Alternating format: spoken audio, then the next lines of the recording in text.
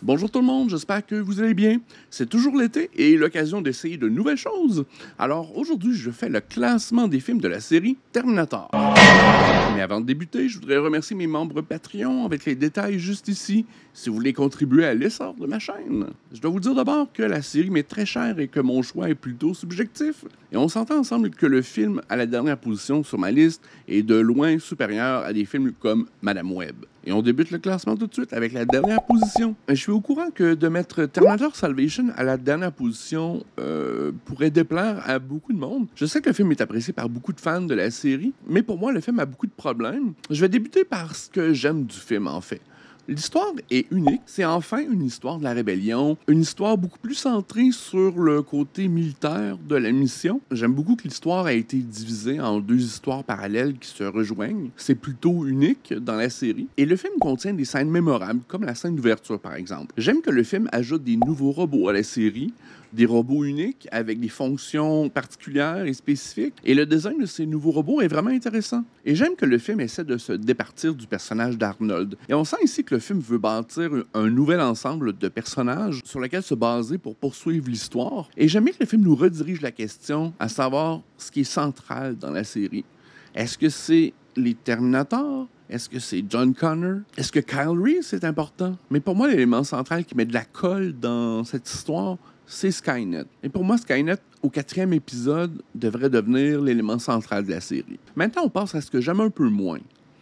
Le ton est mélancolique. Le ton est triste avec une incapacité de s'en sortir. Et je trouve que ça va de pair avec l'esthétique et le look que le film a décidé de prendre. C'est très gris, beige. Et dans toute cette noirceur, c'est pas toujours évident de discerner les effets spéciaux. L'esthétique est vraiment dépressive et je crois que mon Blu-ray est venu avec une prescription pour des antidépresseurs parce que j'ai pas vraiment le goût de revoir ce film-là. Et une autre raison qui me déplaît dans ce film-là, c'est le casting. Je trouve Christian Bale plutôt insupportable dans ce film-là. Il crie, il aboie. Et ce qui me mène à mon dernier point, un héros insaisissable.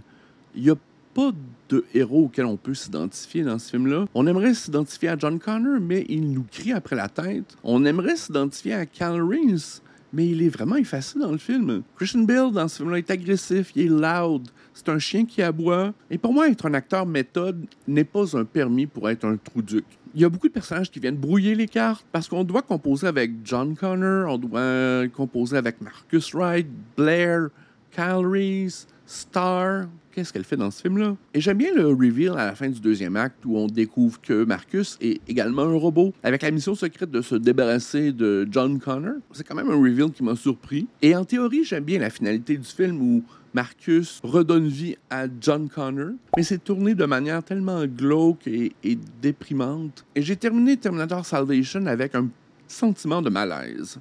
Passons donc au numéro 5.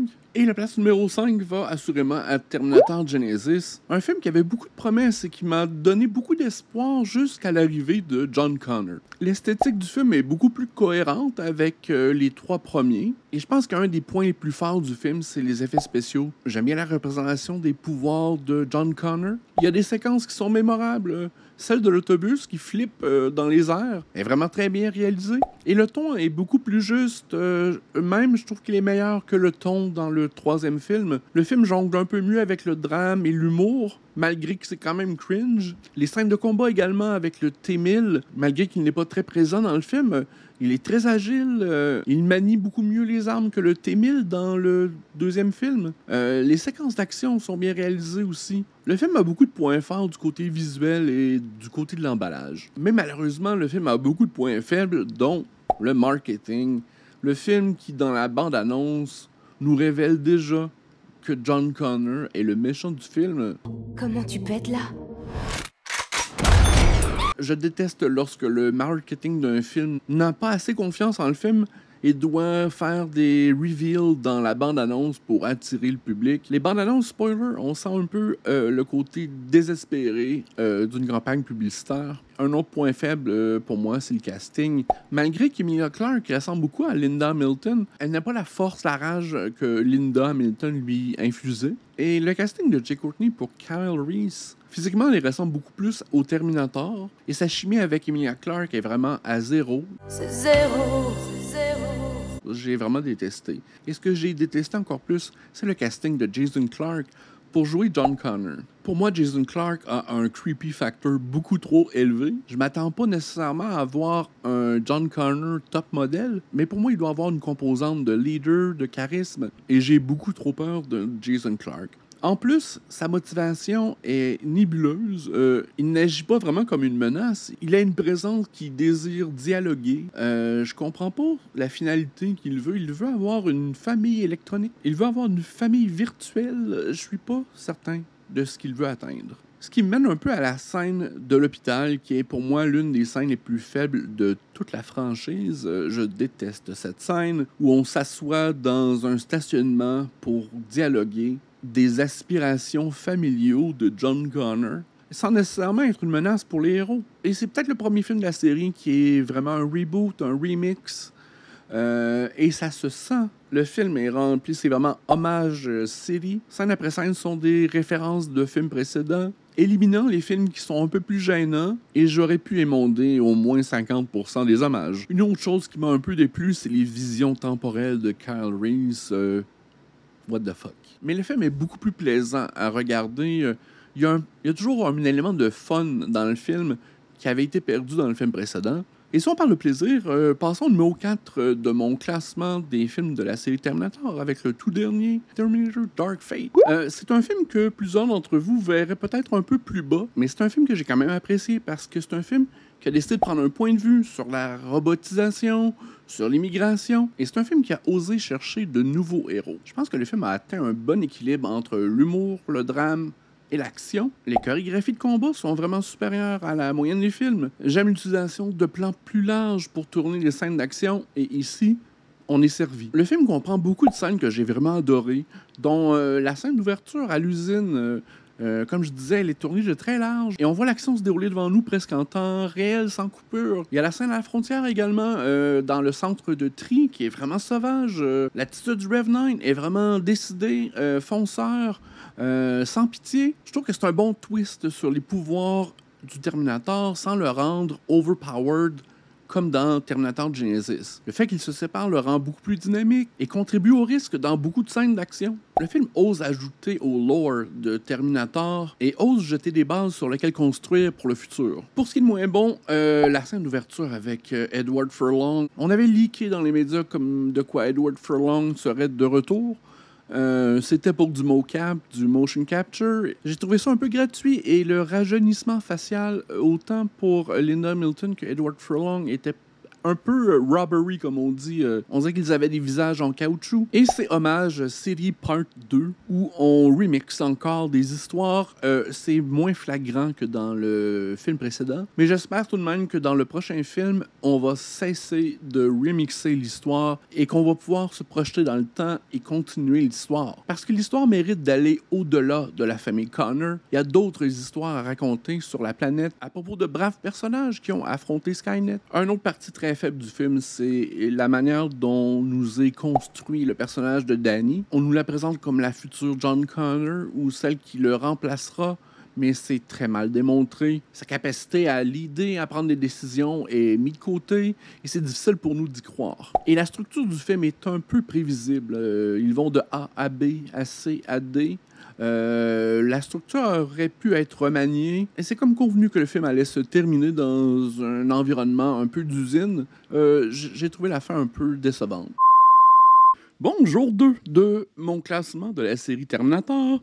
Il y a une panne généralisée dans mon secteur hier et j'ai pas pu terminer l'enregistrement de mon classement. Et cette semaine, j'ai un peu moins de temps pour enregistrer une vidéo et j'ai donc encore moins le temps de réenregistrer la première partie. Donc, je vais devoir vivre avec cette réalité. Nous étions donc à la mi-chemin de ma vidéo de classement de la série Terminator avec la position numéro 3 sur ma liste avec le film Terminator 3, justement. Et pour être honnête, la position 3, 4 et 5 dans mon classement sont plutôt interchangeables selon mes humeurs parce que chacun des trois films possède des points que j'adore, mais malheureusement, ils ont chacun des points faibles auxquels je ne peux faire fi. Donc, position numéro 3, Terminator 3. J'aime que le film conserve une esthétique cohérente avec le premier et le deuxième film, mais on se rend rapidement compte que la réalisation est différente et que le budget est sans doute différent également. J'aime que le film a le désir de poursuivre l'histoire et conserver la suite des événements et la mythologie de Terminator. Le film comprend également des scènes assez mémorables, comme celle de la grue au milieu du film ou même celle du cimetière, mais c'est encore Remix City. On adore faire des clins d'œil aux deux premiers films. C'est plutôt dérangeant parce que ce sera présent dans le reste de la franchise. Dans son marketing, le film nous promettait de voir le tournant apocalyptique de la série. Malheureusement, c'est pas ce à quoi on nous a conviés. Le film se termine avec la séquence apocalyptique, mais j'aime qu'on soit présent lors des erreurs qui ont été commises et qui nous a menés à notre destinée fatale. Mais le film comprend de lourds problèmes, dont celle du casting. Nick Stahl, dans le rôle de John Connor, n'est aucunement à la hauteur. Si j'étais directeur de casting à l'époque, j'aurais essayé d'avoir Jake Gyllenhaal ou même Heath Ledger, parce que Nick Stahl nous livre une performance assez molle. Et le volleyball qu'il joue avec Claire Danes est vraiment pauvre. Et une chance que Claire Danes est présente, elle donne un peu de tonus au jeu d'acteur. Le ton est aussi confus. Il y a des scènes assez dramatiques, assez violentes, mélangées avec des séquences un peu folles, un peu goofy. Même les indicatifs sonores sont plutôt déconcertants quant au ton. Et restons dans le casting, le rôle de la TX, Christina Loken. Le TX est clairement designé pour plaire aux hommes. Elle est filtrée par le male gaze. Il y a toujours le regard de l'homme. Elle veut toujours être belle et sexy. Je pense que cette portion a un peu mal vieilli et je pense pas qu'on la dépeindrait de la sorte aujourd'hui. Et tous ces acteurs sont dirigés de manière assez malhabile. Et la direction d'acteur, je crois que c'est la portion la plus faible du film. Une autre portion qui est plutôt faible, c'est la relation entre John et le T-800.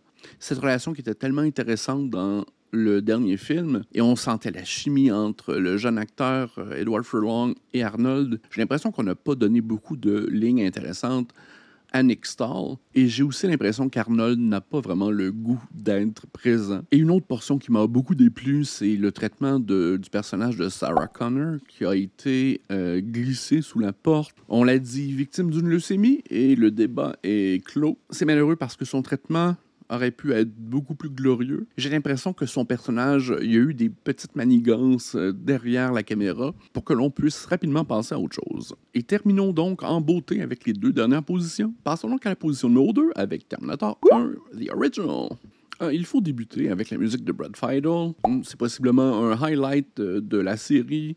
Il a été présent dans Terminator 1 et 2. Un compositeur merveilleux. J'adore la musique électronique. Son habillage sonore est innovateur. Des nouveaux sons dans mes oreilles. Et même aujourd'hui, presque 40 ans plus tard, ce sont toujours de nouveaux sons dans mes oreilles. Je veux plus de toi, monsieur Brad Fiedel. Mais malheureusement, le son est en mono. Mais bon, c'est une question budgétaire. Et mes vieilles oreilles de 2025 peuvent s'y accommoder. Le casting est brillant. Et on a su vraiment quoi faire avec Arnold qui n'avait pas vraiment d'expérience d'acteur tant que ça. On lui a pas donné beaucoup de dialogue et on a joué avec ses forces. Et ça a été vraiment déterminant pour le reste de sa carrière. Linda Hamilton, elle a vraiment su nous donner un grand éventail d'émotions. Elle joue au début du film quelqu'un d'un peu naïf, avec peu d'expérience de vie, et elle grandit énormément tout au long du film. Et c'est le début de la construction d'une légende. Et Michael Biehn, dans le rôle de Kyle Reese, c'est pas un acteur qui est hyper connu.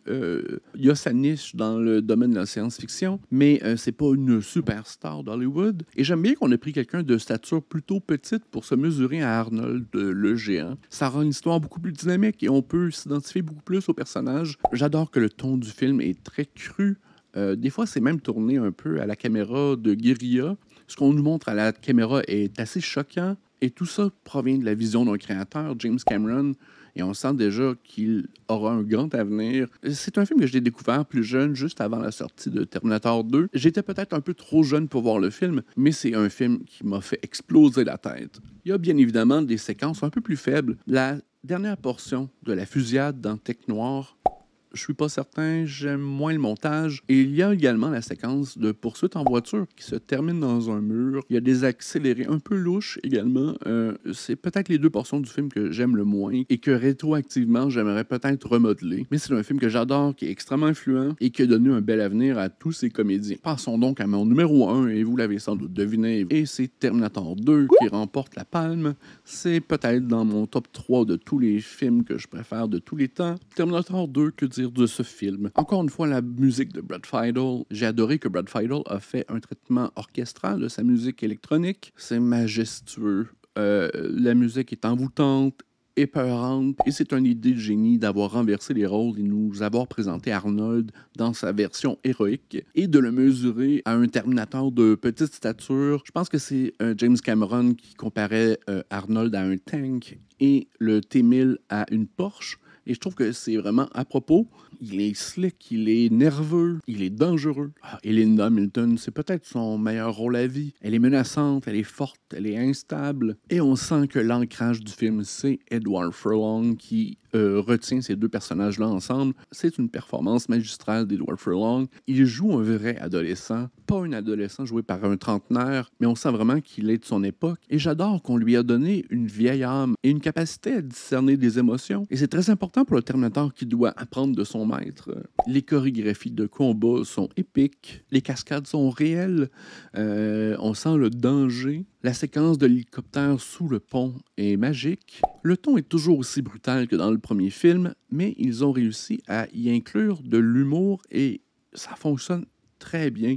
On s'identifie au personnage du T-800 autant qu'au personnage de John Connor. Et c'est difficile de s'identifier à un jeune garçon dans un film. C'est toujours cringe, des enfants qui sont acteurs. Il y a des scènes mémorables, celle du corridor qu'ils ont essayé de faire dans Terminator 3. La scène dans le canal qui est pas mal de tous les documentaires sur les effets spéciaux. Même des scènes très simples comme l'appel au téléphone de Todd et Janelle et qui révèlent qu'ils sont sous l'emprise du T-1000 est génial. À la fin des années 90, au début des années 2000, c'était un film idéal sur lequel tomber à la télévision lorsqu'on faisait du pitonnage entre les postes. On peut tomber sur le film à n'importe quel endroit et on est rivé à l'écran jusqu'à la fin.